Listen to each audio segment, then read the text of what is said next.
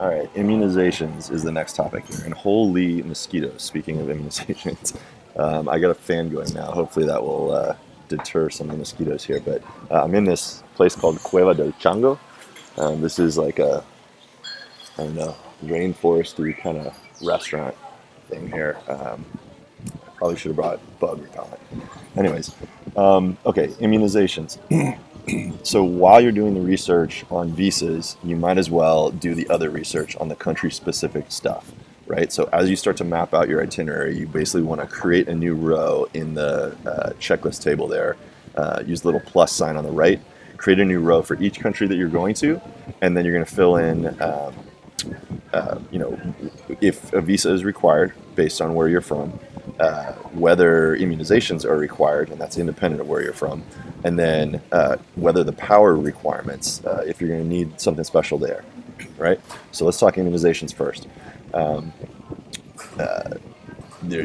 This changes based on where you go. Obviously, like yellow fever, I know, is something that you have to worry about in Asia and parts of South America. There's other various ones. Some of these are optional and some of these are mandatory. You definitely have to get the mandatory ones. I literally, like, flying out of Chile, this was the only place it happened, but they grilled me for my yellow fever card that proved that I had the yellow fever vaccine because I was flying into Costa Rica. And that was a place where it's of concern. So they take this stuff seriously. So do get all the immunizations that you need.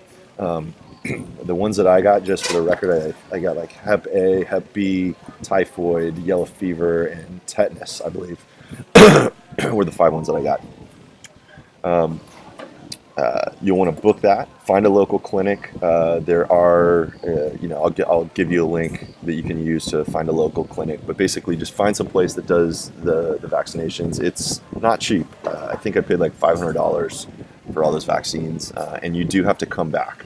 And so, like, I know the Hep A vaccine, you want to start like at least a month in advance because you have to come back like 3 weeks later and get another dose before you leave. So again, this is something you need to put in flight sooner than later, depending on when you're planning to leave. So that's why I'm doing this early.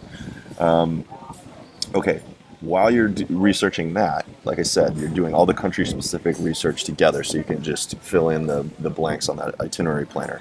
So the other thing that you're going to be looking at is power requirements. And the thing to know there is that based on where you're coming from and what power your devices currently have, you're gonna likely need in some of these places a power adapter and potentially a power converter. Those are two different things. It's important to know the distinction there. A power adapter is just literally, it changes the shape of the prongs that go into the wall. That's all it does. It's using the same voltage. It's not converting the power. It's just adapting the shape of the plug.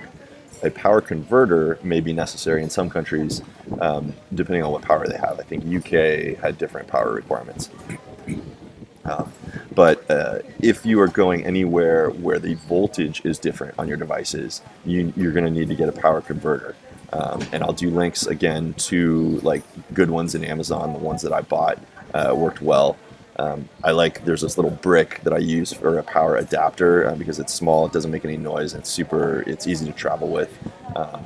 Everything just kind of retracts into it. And then the power converter, when we needed it, like in Morocco and UK, it's noisy, it's bulkier, it's not as great to carry around. So if you don't need a converter, don't bring it, but you may need a converter. So research that.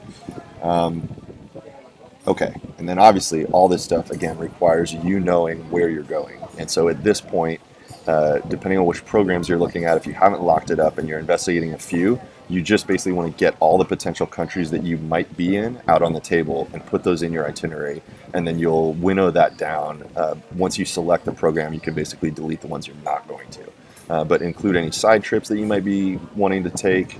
Really just like the goal here is to get everything out in the open and to know what you might need to deal with. All right. So in the next video, we're going to go into basically storing your stuff, stuff being possessions and your vehicle primarily. So we'll talk about that next. When you're ready to go there, click mark complete, and I'll see you in the next video.